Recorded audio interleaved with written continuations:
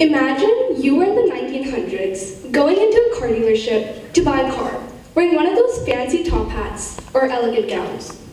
Oh. You pay $1,000, which was a pretty big amount back then. But if you were to walk through that same dealership today to buy the same car, it would cost around $50,000, which is a typical price for a car nowadays. But you might be wondering, how did the price change over the century? Hi, my name is Agara Karthick, and welcome to the world of inflation. Prices don't just rise randomly, which brings us to the main question. What is inflation? It sounds like a boring word adults might use, but truth is, it's a thief sneaking around in our everyday life. Inflation is the increase in price of goods and services over time. But why would anyone want to increase the price? To make life harder than it already is? But really, it's not up to anyone. It's more up to how the economy is functioning. Think about it. What if everyone these days earned $1 million per an hour?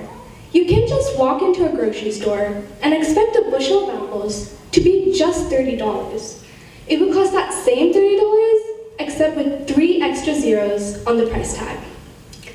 Back in the 1900s, money was as rare as gold because the supply of it going around was much less than it is today. Now let's jump forward 120 years during the pandemic. You might have noticed that after COVID-19, people started moving out of their homes and wanted to buy new ones.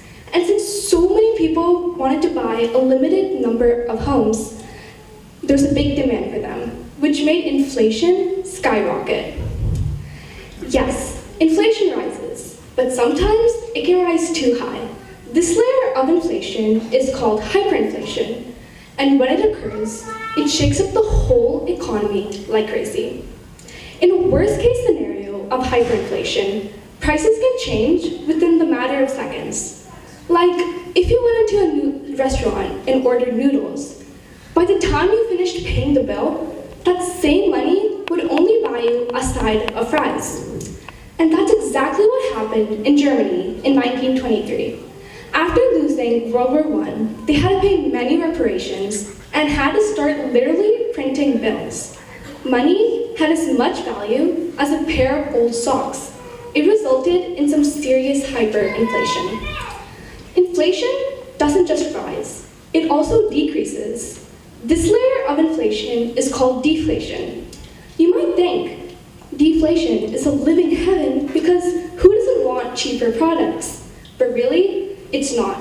The Great Depression influenced this layer very much. Nobody was buying anything, people's annual wages dropped significantly, and everyone stayed put in hopes that prices would go even lower so that they'd actually be able to afford anything. Remember that car you bought for $1,000? The value would have degraded to $760 after the Great Depression. The money didn't just randomly disappear. The car just lost value and demand. Stagflation is another layer of inflation. It's similar to hyperinflation, but isn't the same thing. Stagflation is when there's high unemployment, high inflation, and when the economy is as frozen as a solid cube of ice. Think about all types of inflation as trains. Hyperinflation is a train speeding on the tracks, sparks are flying, and the brakes are out of anyone's control. Inflation is a train moving at a healthy, sustainable speed, and deflation is when the engine simply won't start. But stagflation, that's the most frustrating layer of all. It's when the wheels are screeching, the engine's roaring, the fuel is burning, but the scenery outside hasn't changed. The train is stuck. It's like paying for a first-class ticket, but being stuck in the middle of nowhere. That would definitely put me in a very bad mood. And that's exactly how I felt after walking into Target the other day. I'd been browsing for a book series only to find out that it cost $95. I was shocked. How could a book series cost so much? But there's a whole other layer underneath the price of a product. There's labor, materials, and all the effort that's put into it. It's kind of like a chain. If one part of the chain gets more expensive, like for the cost of the delivery or the binding, then the whole chain gets more expensive, weighing it down. The cost doesn't just rise, it also reacts. In the end, we realize that inflation isn't just a thief stealing our money. It's the engine of our economy and can rise or fall depending on its growth. The Federal Reserve is kind of like the conductor of the train, keeping inflation at a steady pace to keep the economy smoothly running on the tracks.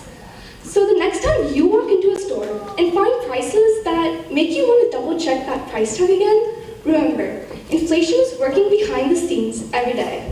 We may not be wearing top hats or gowns anymore, and we can't buy a car for just $1,000, but we're still passengers riding on the same economic train.